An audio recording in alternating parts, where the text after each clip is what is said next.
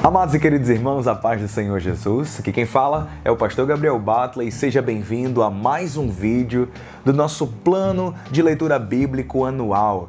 Esse vídeo é correspondente ao 12º dia. No 12º dia, você tem que ler a sua Bíblia de Gênesis capítulo de número 38 até o capítulo de número 41. Então, se você já fez a sua leitura, a gente vai comentar um pouquinho.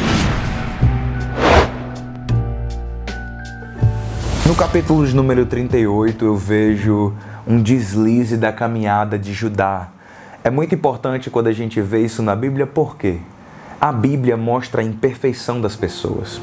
A Bíblia mostra os erros das pessoas. A maioria dos livros que são ficção científica, a maioria dos livros que contam histórias em quadrinhos, eles sempre pegam os seus heróis e omitem os seus erros e os seus defeitos. Por que a Bíblia é um livro real, de pessoas reais e é a verdade pura que liberta? Uma dessas características é porque ela não esconde, ela não anula, ela não procura maquiar o cenário dos seus personagens. A Bíblia contou quando Abraão mentiu, a Bíblia narrou quando Isaac teve medo da fome, a Bíblia narra quando Jacó engana seu irmão. Me mostra que o Senhor, Ele fala das falhas humanas e mostra a perfeição divina. A Bíblia não é um livro sobre gente mentirosa. A Bíblia é um livro de gente de verdade. Gente como eu e como você. Que às vezes na caminhada a gente é suscetível a erros, suscetível a falhas. E ela conta justamente esses momentos de deslize para que a gente possa aprender. A Bíblia diz em Romanos que tudo que está escrito para o nosso ensino foi escrito. Então qual é a nossa missão diante de um capítulo 38 dessa? Analisar onde foi que Judá resvalou o pé, analisar onde foi que Judá escorregou e por causa desse escorrego, desse desvio, a gente aprende, a gente se conserta, a gente procura não cair na mesma falha, não cair no mesmo erro, mas procurar amadurecer. E eu não quero gastar muito tempo no capítulo 38, mas eu quero trazer atenção a você que no verso 1 diz: aconteceu por esse tempo que Judá se afastou dos seus irmãos e se hospedou na casa de um adulamita chamado Hirá. Pastor Gabriel, por que você está chamando atenção para isso? O pecado começa quando você se afasta dos seus irmãos. O princípio do erro, o meio que a gente está faz total diferença. Há um adágio antigo que diz: me diga com quem tu andas que eu vou dizer quem tu és. Minha avó dizia isso. Então, é a mais pura verdade. Depois do pecado cometido com José, que foi Judá que o motivou, Judá que foi o precursor disso, ele se afasta dos seus irmãos. E aqui nós vemos o Senhor matando 2 dos 3 filhos de Judá porque eram homens maus. O Senhor realmente foi lá e cumpriu justiça pela maldade, tamanha maldade dos filhos de Judá. E é um capítulo que mostra a sequência de erros de Judá, tanto em relação à criação dos seus filhos, como também tendo relação com a sua própria nora, mesmo que ele não tivesse sabido, não tivesse tido ciência, porém ele estava tendo relações com uma prostituta cultual. Você vê todos esses erros em falhas, ele estando hospedado na terra dos cananeus. Por que eu estou chamando a atenção para isso? Abraão teve o cuidado de preparar uma esposa que não fosse cananeia para Isaac. Isaac teve o cuidado de encaminhar Jacó para que ele não pegasse uma esposa entre os cananeus, não seguiu o mesmo caminho de Esaú. Só que quando foi Judá, ele não teve esse mesmo cuidado, pelo contrário, ele chegou na terra dos cananeus e se deitou com as mulheres cananeias, e o fruto disso foram filhos rebeldes que não tinham temor do Senhor, e por falta de temor ao Senhor, o Senhor executou justiça. Então é muito bom a gente parar e analisar e ver, poxa, será que eu estou me afastando dos meus irmãos? Será que eu estou indo no caminho do erro? Será que eu estou fugindo do temor do Senhor? Se o meu pai, ele tomou cuidado com isso, se o meu avô tomou cuidado com isso, por que eu não vou tomar cuidado? Olha só, se Judá tivesse tido cuidado em seguir as orientações de Isaac, os caminhos de Isaac, não vou tomar uma mulher cananeia para mim. Se tivesse seguido as orientações, os caminhos de seu pai, não vou tomar uma mulher estrangeira para mim, vou buscar uma mulher temente, que tema ao Senhor, o Deus de Isaac, o Senhor, o Deus de Abraão, o Senhor, o Deus de Jacó. esse capítulo 38 não estaria na história. Em outro momento eu comento um pouco mais a respeito da genealogia. Que mesmo em meio às falhas humanas, o Senhor é grande em misericórdia e graça. O Senhor ainda assim escolheu Judá e de Tamar o Senhor colocou ela na genealogia do Messias. Cabe um outro vídeo para comentar sobre isso. Capítulo 39, a gente vê o Deus que protege José.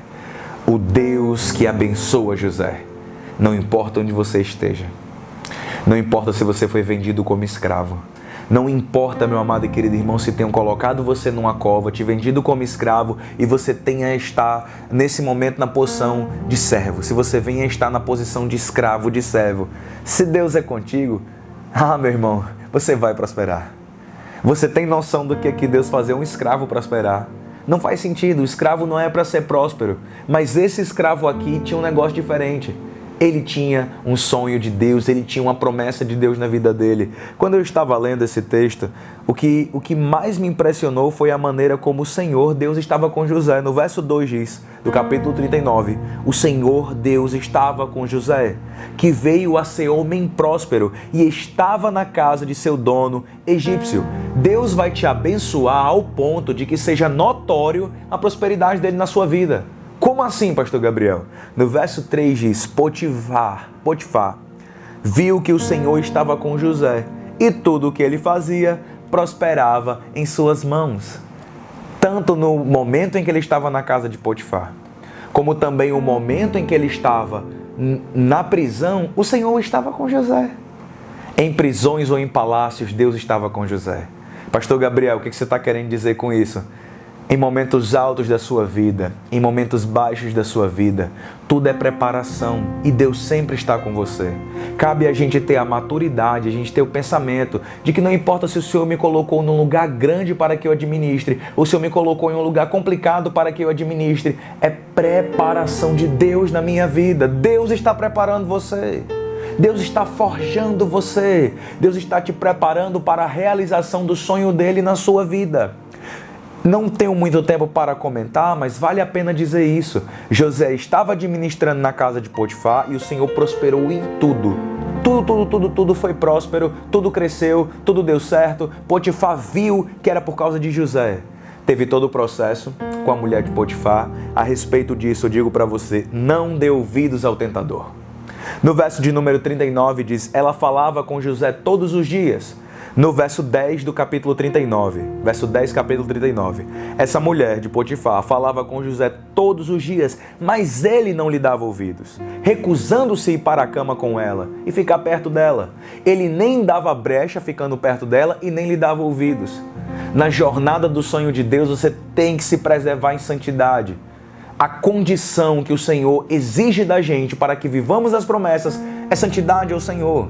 Existia algo que os sacerdotes tinham, que era um emblema em sua cabeça, escrito santidade ao Senhor. Colocava na sua testa e colocava no seu coração. Eu sou uma pessoa santa ao Senhor, meu Deus. Não dê ouvidos ao tentador. Não negocie com o pecado. Se você sabe que tem algo que está te chamando para a queda, que está te chamando para a ruína, seja dinheiro, seja mulher, seja relacionamento sexual, seja o que for, droga, bebida, vício, se afaste. Não tente, meu irmão, negociar e brincar com o pecado. O pecado é coisa séria. Quem brinca com o pecado cai. José resiste. E pode ser que a sua vida de santidade te leve a prisões. Muitas vezes a gente pensa que por viver em santidade e agradar a Deus, nós nunca vamos passar por coisas difíceis. Por viver em santidade, agradar a Deus e preservar a fidelidade, José é levado para uma prisão. Quero lhe fazer uma pergunta. Será que você está disposto a ir para a prisão em nome da santidade ao Senhor? Será que você está disposto a passar por situações difíceis por causa da santidade ao Senhor? Porque muitas vezes a gente pensa, se eu for santo, nunca vou passar por nada difícil. Se eu for santo, Deus, por que o Senhor permite isso na minha vida? Santo também passa por tribulação. Os santos de Deus também passam por prisões. Mas você tem que entender que estamos debaixo da potente mão de Deus. E a nossa vida depende somente do Senhor. É preparação. Ele vai para a prisão, no capítulo de número 40, E aí a gente vê que até mesmo lá, meus amados, o Senhor estava com José, glória a Deus e aleluia. Na casa de Potifar, na prisão, o Senhor estava com José. Acontece o sonho do padeiro-chefe, o sonho do copeiro. No capítulo 41, a gente vê os sonhos se realizando. E Deus é Deus que realiza sonhos. Deus é Deus que faz tudo. E sabe uma coisa que me chama a atenção? Tanto em relação ao sonho do copeiro, o sonho do padeiro e o sonho de Faraó, a postura do coração de José. José disse no verso 16 do capítulo 41, isso não está em mim, mas Deus dará a resposta favorável ao Faraó. Ele sabia, a capacidade que eu tenho de interpretar sonhos não é minha, é de Deus. Então o Senhor que está aqui, Ele pode te ajudar, Faraó. Ele interpreta a respeito da administração dos bens. Caberia a gente comentar sobre você administrar tempos de bonança, administrar tempos de miséria. Mas uma coisa que me chama a atenção, e eu quero que você entenda isso. Deus está preparando você para viver o sonho. Escute isso, meu amado e querido irmão, e guarde isso no seu coração, as 7 chaves. Talvez essa seja a parte mais importante da reflexão de hoje. Deus está preparando você para viver os sonhos dele. Ele passa algum período na casa de Potifar e passa outro período de tempo na prisão. Na casa de Potifar, ele é instruído, ele é moldado pelo Senhor. A que, pastor Gabriel? Administre sobre quem tem muito. Você vai agora aprender a gerar riqueza onde tem muita riqueza. Na casa de Potifar, uma casa próspera, uma casa rica. E José administrou sobre a fartura. Quando o Senhor conduz ele à prisão, o Senhor coloca ele para administrar a miséria. Qual é um lugar mais miserável de comida mirrada, de situação difícil, de água, até mesmo a água, é tudo pouco, é tudo difícil, do que uma prisão? Tanto na casa de Potifar quanto na prisão ele é constituído como líder e fez dar certo. Não é o lugar, não é a circunstância, não é se é de fartura ou se é de miséria, é quem o Senhor escolheu para liderar. A Bíblia diz que quando o ímpio governa, o justo geme. Mas diz que feliz é a nação cujo Deus é o Senhor. Então, meu irmão, não importa se o país está vivendo em crise ou se o país está vivendo em fartura, o que vai definir é quem está sentado na posição de governo. Quando José foi colocado como líder, o Senhor fez dar certo. Isso é tremendo. E aí a gente vê a preparação de Deus. José, vou te ensinar a você administrar muito. Agora eu vou te ensinar a você administrar pouco, para que quando o sonho se cumprir, você saiba o que fazer. Então creia, meu amado e querido irmão, que tudo isso que você está vivendo nessa sua vida é Deus te preparando para viver plenamente os sonhos e as promessas dele a seu respeito. No final do capítulo 41, a gente vê José dizendo que o Senhor me fez próspero na terra da minha humilhação. Na terra da sua humilhação, Efraim significa Deus me fez próspero na terra da minha humilhação. Um homem que chega com uma mão na frente e outra atrás, como escravo, sem nada no Egito, agora é colocado como o homem mais poderoso de toda a terra, somente estando debaixo de Faraó sentado no trono. Faraó em carruagem, quem mandava era José. Faraó no seu palácio, quem mandava era José. Somente quando Faraó sentava no trono, aí sim que ele tinha mais autoridade do que José. Veja o que é que Deus faz. Que não tinha nada. Lembra da história de Jacó? Quando ele orou ao Senhor e disse, o Senhor me fez próspero e me deu muito. E eu atravessei esse deserto sem nada. A história se repetiu com José. E talvez você esteja vivendo a primeira parte dessa história. Atravessando o deserto, como escravo sem nada. Sofrendo injustiças, sofrendo perseguição. Por amor a Jesus. Por amor à santidade. Mas lembre, que aqueles que confiam no Senhor renovam as suas forças. Aqueles que entregam um caminho ao Senhor, confiam nele, o mais ele fará. Então, meu irmão, creia. Talvez você esteja atravessando esse rio sem nada. Talvez você esteja cruzando essa masmorra, cruzando essa prisão sem nada. Mas chegará uma hora em que o Senhor vai confiar a você grandes coisas. Eu oro para que essa palavra tenha realmente tocado o seu coração. E eu quero pedir a você, não esqueça de curtir esse vídeo, comentar aqui embaixo o que é que você sentiu, o que é que você achou. Compartilha conosco aí a sua reflexão da palavra e também se inscreva. Deus abençoe você. Até amanhã, se Ele assim nos permitir. Tchau, tchau, gente.